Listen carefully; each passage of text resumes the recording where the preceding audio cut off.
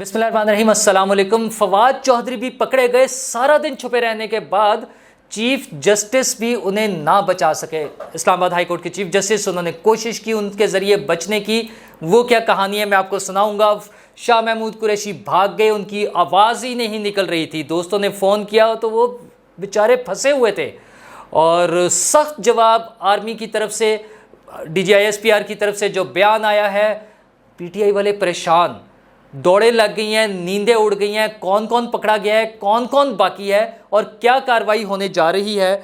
और फौज में बगावत करा दी थी PTI ने, तो आपको पता है ना, 2 कोर कमांडरों की कहानियाँ और क्या क्या हो रहा था, क्या नहीं हो रहा था, ये सारी चीज़ें मैं आपके साथ शेयर करूँगा। लेकिन ये लोगों के साथ साथ बचना सदर अलवी ने भी नहीं है। और मज़ीद कार्रवाइयाँ जो हो रही हैं, मज़ीद जो हंगामे हो रहे हैं, उसमें वो लोग कहाँ तक पहुँच रहे हैं, क्या कर रहे हैं, ये सारी बातें मैं आपके साथ शेयर करूँगा। आज भी हंगामा सारा चलता रहा, मुख्तलिफ़ जगहों पे लड़ाइयाँ, और जो छोटी छोटी टोलियों में आके उन्होंने ट्रैफिक ब्लॉक करना, ये सारा कुछ होता रहा। लेकिन फ़ौज की तरफ से बड़ा ही सख्त जवाब आया है और इस तरह से पार्टी का नाम लेके उन्हें दहशतगर्दी में मुलव्वस करार देकर और बलवाई और ये सारी चीज़ें जो बताई हैं, ये पहली दफ़ा हुआ है। और बड़ा क्लियर कट मैसेज है कि 75 साल में जो काम दुश्मन नहीं कर सका, वो एक सियासी जमात का लिबादा ओढ़े हुए गिरोह ने वो कर दिखाया है। PTI ने, मतलब GHQ पे अटैक, कोर कमांडर हाउस पर अटैक, मियाँ वाली में जहाज़ जला दिया, शहदा की यादगारों पर हमला, आर्मी के बाकी तनसीबात जो हैं वहाँ पर हमले, रेडियो स्टेशन पर हमला, पेशावर में रेडियो स्टेशन पर हमला, ये सारा कुछ किया। अभी भी आज आखिरी वक्त में जो खबरें आ रही थी, प्रॉब्ली अभी वो कंफर्म नहीं है, लेकिन कुछ लोगों ने काकुल पर हमले की भी खबर दी है कि वहाँ पर भी इनके लोगों ने वहाँ घुसकर और कार्रवाई करने की कोशिश की है, यही दंगा फसाद फैलाने की कोशिश की है। ये सारा कुछ किया उन्होंने। अच्छा, उसका नुकसान क्या हुआ है? इतना क्लियर कट मैसेज आने के बाद जो गुंजाइश थी कि एक पॉलिटिकल सिस्टम में चलते हुए डायलॉग के ज़रिए वो ख़त्म कर दिया। इमरान खान साहब ने अपने लिए वो गुंजाइश ख़त्म कर दिया। अब उनका ठिकाना सिर्फ 2 ही होंगे, या जेल या पाकिस्तान से बाहर। मतलब अगर कोई डील हो गई, कोई NRO मिल गया उन्हें, क्योंकि इसको हम रूल आउट नहीं कर सकते, पाकिस्तान में सियासी मामलात इसी तरह से चलते हैं।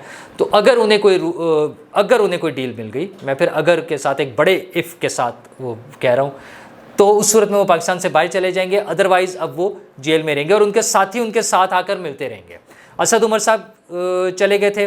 अच्छा, उसके बाद फवाद चौधरी साहब ने बड़ी कोशिश की, बचत की।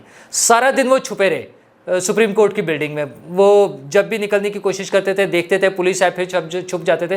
पुलिस वालों से भी बात हुई वहाँ पे, हमारे दोस्तों की जो मौजूद थे। उन्होंने कहा, सर हमारी तो ड्यूटी है, हम तो यहाँ 24 घंटे के लिए मौजूद है, बैठे रहे अंदर जब तक बैठना चाहते हैं। रात को लाइटें बंद कर दी, लेकिन वो निकल ही नहीं रहे थे। ये तो कोई 11 बजे के बाद 12 बजे के करीब जाके रात को ये वाक़या हुआ। जब वो निकले हैं, उन्हें पकड़ लिया। अच्छा, उससे पहले उन्होंने कोशिश की है बचने की और उन्होंने chief justice Islamabad high court से रब्ता करने की कोशिश की। ज़राए के मुताबिक उनके भाई जो हैं, जो वकील है, वो पहुँचे chief justice Islamabad high court के घर पर और उनसे दरख्वास्त की कि आप जो है तौहीन अदालत की कार्रवाई करें, क्योंकि आपने 12 तारीख तक के लिए बेल दी हुई है और वो गिरफ़्तार कर रहे हैं। तो उन्हें जवाब मिला कि गिरफ़्तारी तो नहीं हुई ना, अभी तो बेल है और गिरफ़्तारी हुई नहीं, तो कार्रवाई किस बात की करें। तो प्लीज़ जाकर मामलात को फेस करें। और वो वापस आ गए थे। ये भी बड़े शाम की बात थी और फाइनली वो अब से कुछ देर पहले गिरफ़्तार हो गया। अच्छा, शाह महमूद कुरैशी साहब बच गए। शाह महमूद कुरैशी साहब की आवाज़ नहीं निकल रही थी। हमारे एक दोस्त ने उन्हें फ़ोन किया पूछने के लिए कि शाह जी क्या हाल है और सब खैर खैरियत है ना, अजीब व गरीब सी खबरें आ रही हैं। तो उन्होंने कहा, मैं तो बहुत फंस गया हूँ, मेरी तो बचत नहीं हो रही है, जान पर बनी हुई है, ये पकड़ लेंगे मुझे।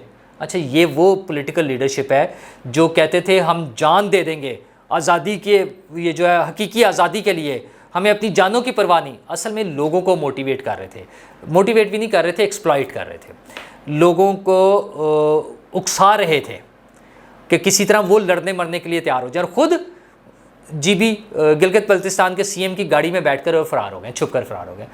कहाँ तक भागेंगे शाह जी, भागना बहुत मुश्किल है। अच्छा, यास्मीन राशिद साहिबा फ़ोन बंद किया हुआ है, गायब हुई हैं। उनके खिलाफ इतने सारे प्रूफ आ गए हैं। लाहौर में जो कोर कमांडर हाउस पर हमला हुआ है उसकी FIR कट गई है। मेनली तो वो असलम इकबाल साहब और एजाज़ चौधरी साहब मेन उसमें एक्यूज़ है और बहुत सारे लोग आ जाएंगे, साथ शामिल हो जाएंगे। 15 करोड़ रुपए का नुकसान उसमें डिक्लेयर हुआ है और 2 लोग भी अपनी जानों से गए हैं फायरिंग वगैरह के मामलात में, तो वो सारी चीज़ों का केस बन गया हुआ है। यास्मीन राशिद साहिबा के हवाले से वो इबाद एक उनके जो हैं टिकट होल्डर, उनकी ऑडियो आ गई है कि यास्मीन राशिद साहिबा ने हुक्म दिया कि कोर कमांडर हाउस को आग लगा दें। अच्छा, इस तरह की बहुत सारी ऑडियोज़ आ जाएंगी, उनकी अपनी भी हैं, जिसमें जब वो बात करें उनका जी हाँ अब हम कहाँ जाएँ, उन्हें ऑर्डर मिला कि लिबर्टी चले जाए, उनका आपने जो करना था कर दिया, अब आप लिबर्टी पहुँचे। तो इस तरह के उनके बहुत सारे लीडर्स की, अंदरीब अब्बास साहिबा का भी नाम आ रहा है कि वो भी वहाँ पर मौजूद थी। अच्छा, एजाज चौधरी साहब तो खैर बड़ा आगे आगे थे। ये सारी चीज़ें इनके भांजे इमरान खान साहब के हसान न्याजी, वो हसान न्याजी साहब की बड़ी वीडियोस मौजूद है, गाड़ी पे खड़े होकर पेंट उठाई हुई है, और जो कुछ वो सुना रहे हैं, जो कुछ कर रहे हैं, तो उस सब के खिलाफ कानून के मुताबिक कार्रवाई होगी। ISPR के बयान में यही आया ना कि इन सब लोगों के खिलाफ जिन्होंने ये हरकतें की हैं, कानून के मुताबिक कार्रवाई होगी। फ़ौज ने बड़ा बर्दाश्त का मुजाहरा कर लिया, इवन अपने उसको इज़्ज़त को स्टेक पर लगा कर भी, लेकिन अब मज़ीद गुंजाइश नहीं दी जाएगी। अच्छा, कानून के मुताबिक कार्रवाई क्या है कि ये सब लोग पकड़े जाएंगे। वो जो गुंजाइश थी कि एक पॉलिटिकल सिस्टम में बातचीत हो, आगे चलें, खान साहब ने वो सारा अपना गुंजाइश ख़त्म कर दिया। अब उनके पास सिर्फ 2 ही ऑप्शन हैं, या वो जेल में रहेंगे या वो पाकिस्तान से बाहर जाएंगे, अगर एक बड़े इफ़ के साथ अगर उनको NRO मिल जाता है। लेकिन उनके साथी भी साथ साथ जमा हो रहे हैं, उनके पास पहुंचना शुरू हो गए हैं। ये असद उमर साहब और फवाद चौधरी साहब वो तो तहवील में चली गए हैं, गिरफ़्तार हो गए हैं। हाँ, बुशरा बीबी के बारे में ज़रा ख़बरें हैं। मेरी खबर ये थी कि वो ये 2 दिन में, अगले 2 से 3 दिन में गिरफ़्तार हो जाएंगी और वो खान साहब को ज्वाइन कर लेंगी। ज़रा उन तोशा खाना केस में और कादर ट्रस्ट जो है, अल कादर ट्रस्ट जो है, उसमें भी उनका नाम शामिल है। वो शरीक मुजरिम है या शरीक मुलज़िम है अभी कह लें फ़िलहाल।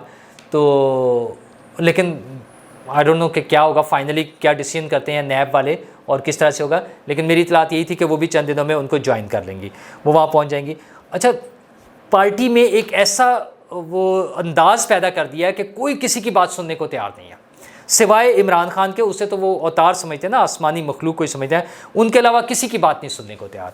इवन सदर अलवी के लिए उनके एक साहब हैं, असद राना साहब, लॉयर है, उन्होंने एक ट्वीट किया और वो पैगाम है, मैं आपको वैसे बताता हूँ थोड़ा सा।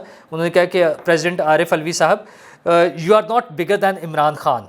If GB is CM along with Asad Umar can go to seek access and visit Khan, why can't you. उन्होंने कह रहे हैं कि आप अपनी कुर्सी छोड़े, ये कुर्सी जो है इमरान खान की वजह से आपको मिली हुई है, ये ऑफिस जो है प्रेसिडेंट का, ये आपको इमरान खान की वजह से मिला, आपने ये कर्ज अदा करना है। फ़ौरन पहुँचें, तो जाए इमरान खान से मिले, और पता चलना चाहिए कि आपको रोकते हैं या जाने देते हैं। तो ये हो रहा है। दूसरी तरफ आप 2 दिन पहले उनका था कासिम सूरी साहब का, बेचारे के माफ़ी कि उन्होंने 2 सहाफ़ियों के साथ तस्वीर बनवा ली, वकार सती के साथ और अमार मसूद के साथ, उन्हें माफ़ी मांगनी पड़ गई। मतलब पार्टी में टॉलरेंस का लेवल देखें कि किसी इतना भी बर्दाश्त नहीं है कि पार्टी का लीडर, पार्टी का कोई रहनुमा किसी दूसरे के साथ तस्वीर बना ले। ये जो ज़ॉम्बीज़ की एक उन्होंने एक जनरेशन पैदा कर दी है, इसके साथ पार्टियाँ नहीं चलती, इसके साथ मुल्क नहीं चलते। तो ये अब जब कार्रवाई शुरू होगी, और आज जुमेरात शुरू हो चुकी है, तो मुमकिन तौर पे अगले 2 दिन में, प्रॉब्ली सैटरडे और संडे तक, ये चीज़ें काफ़ी हद तक सेटल हो जाएंगी। फ़ौज तलब कर ली है, मैंने आपको पिछले वीलॉग में भी बताया था, मुख्तलिफ़ शहरों में, पंजाब में, लाहौर में, इस्लामाबाद का भी यही सुनने में आया है, पेशावर में। तो ये सारी चीज़ें हो रही हैं, ये कार्रवाइयाँ हो रही हैं। तो वीडियोस बेशुमार मौजूद है, इतना सारा कंटेंट मौजूद है। पंजाब गवर्नमेंट ने अपना जो क्लेम है, उनका जो उनका अनाउंसमेंट है, उसके मुताबिक 1000 से ज़्यादा लोगों को गिरफ़्तार कर लिया था अब से कोई 3 घंटे पहले तक। तो अब वो मुमकिन तौर पे तादाद बढ़ चुकी होगी, कोई 1500 के करीब होगी और मज़ीद भी हो जाएगी। अच्छा, इसी दौरान में जो प्रोपेगेंडा कर रहे थे PTI वाले, वो भी PTI के लिए मुश्किल का बाइस बन रहा है कि फ़ौज में बगावत हो गई है। कोर कमांडर बहावलपुर ने इस्तीफ़ा दे दिया, और कोर कमांडर पेशावर जो हैं वो उनकी आर्मी चीफ से तल्ख कलामी हुई है और वो हेलीकॉप्टर पर बैठकर निकल गया। अच्छा, एक ऐसा इम्प्रेशन दे रहे हैं, वही जो शुरू से, जिसमें शहबाज गिल साहब की गिरफ़्तारी हुई थी और बाकी लोगों के जो इनका ट्रेंड चल रहा था, इनका फ़ौज में डिवाइड पैदा करना। एक तो फ़ौज की अवाम के साथ नफ़रत, अवाम की फ़ौज के साथ नफ़रत, दूसरा विद इन आर्मी जूनियर्स की उनके सीनियर्स के साथ नफरत। ये चीज़ें जो पैदा करने की कोशिश है, वो आज भी उस पर कायम है। वो चाहे उनके शाहीन साहबाई साहब हैं, वो चाहे मेजर आदिल राजा हैं, ये सब लोग यही काम कर रहे हैं। अच्छा, और इस तरह की कोई चीज़ नहीं। आप ये देखें कि आर्मी चीफ पाकिस्तान से बाहर हैं, वो कतर गए हुए हैं, बढ़िया है, मुलाकातें उनकी हो रही हैं, उसकी रिपोर्ट्स आ रही हैं। उनकी गैर मौजूदगी में ये बड़ी कार्रवाइयाँ हो रही हैं। ये जो DGISPR की स्टेटमेंट आई है, ये छोटी सी कार्रवाई नहीं है, मतलब इतना क्लियर कट और इतनी सख्त स्टेटमेंट PTI के ख़िलाफ़, उनकी टॉप लीडरशिप के ख़िलाफ़ कि वो दहशतगर्दी में मुलव्वस हैं, उन्होंने मनसूबाबंदी करके ये फसाद फैलाया है और हमारे पास उसके सफिशेंट प्रूफ मौजूद हैं। वो सारी डिटेल में जो उन्होंने बताया उनके मुताबिक उनके सब के सबूत मिल गए हुए हैं। तो ये अब मामलात ये लंबी गिरफ्तारियों की तरफ चल रहे होंगे। ये सब लोग जो हैं, यास्मीन राशिद साहिबा और बाकी जितनी उनकी लीडरशिप है, ये सब लोग अब अंदर होंगे और कानून के मुताबिक उन सब के ख़िलाफ़ कार्रवाई होनी है। तो कानून के मुताबिक जब कार्रवाई होगी तो खान साहब अब पार्टी चलाना मुश्किल हो जाएगी। वो तो उन्होंने कहा था ये कंपनी नहीं चलेगी, अब ये पार्टी भी नहीं चलेगी। अगरचे ख़बरें ये आई हैं कि काबीना ने पार्टी पर पाबंदी लगाने के हक़ में बात नहीं किया, वो इसके ख़िलाफ़ हैं। और ठीक है कि पॉलिटिकल सिस्टम में पार्टीज़ को मौका मिलना चाहिए, लेकिन पॉलिटिकल पार्टीज़ को मौका मिलना चाहिए, दहशतगर्दों के जत्थों को, गिरोहों को इजाज़त नहीं मिलनी चाहिए। या तो ये लोग अपना रवैया तब्दील करें, खुलकर इसकी वो मजम्मत करें, जो नहीं कर रहे। शाह महमूद कुरैशी साहब से एजाज़ सैयद ने सवाल पूछा, गाड़ी में बैठे हुए हैं, कि आप मजम्मत करते हैं? उन्होंने मजम्मत नहीं कहा। उन्होंने कहा आप इन वाक़यात की, ये जो दहशतगर्दी के वाक़यात हैं इनकी मजम्मत करते हैं? उन्होंने मजम्मत नहीं की। वो कहा नहीं, PTI का तो ये मंशूर है, फ़लाँ है, टिमकना है, पता नहीं क्या है, वो कर दिया। और अभी भी कार्रवाइयाँ हुए जा रही हैं। लाहौर में भी रात तक मुख्तलिफ एरियाज़ में छोटी छोटी टोलियों में लोग आके हंगामा आराई कर रहे थे। पेशावर में है, इसी तरह की कुछ खबरें इवन काकूल से आई हैं कि वहाँ पर इन्होंने कुछ ऐसी हरकतें करने की कोशिश की हैं। लेकिन ये सारी चीज़ों का नतीजा नेगेटिव निकलेगा। ISPR की आज की प्रेस कॉन्फ्रेंस को, आज की प्रेस रिलीज़ को याद रखिएगा, ये इसका रिज़ल्ट ज़रूर निकलेगा। और ये जो FIR हो गई हैं, ये सब लोग, ये इनके सॉफ्टवेयर अपडेट होंगे और ये माफ़िया मांग रहे होंगे। और पार्टी की लीडरशिप तो भाग गई है सारी। कोई तो खड़ा होता ना, ये जो ऐलान करते थे कि हम जाने दे देंगे हकीकी आज़ादी के लिए और इमरान खान हमारी रेड लाइन, वो कोई तो खड़ा हो जाता, सारे ही भाग गए हैं। तो देखते हैं अब ये जो हंगामा आराई ख़त्म करके और ज़िंदगी कब तक मामूल पर आती है। मेरे ख्याल में 2 से 3 दिन लग सकते हैं। कल शाम तक, यानी जुमेरात की शाम तक मेरा ख्याल है सूरत हाल मज़ीद वाज़ेह हो जाएगी। शुक्रिया।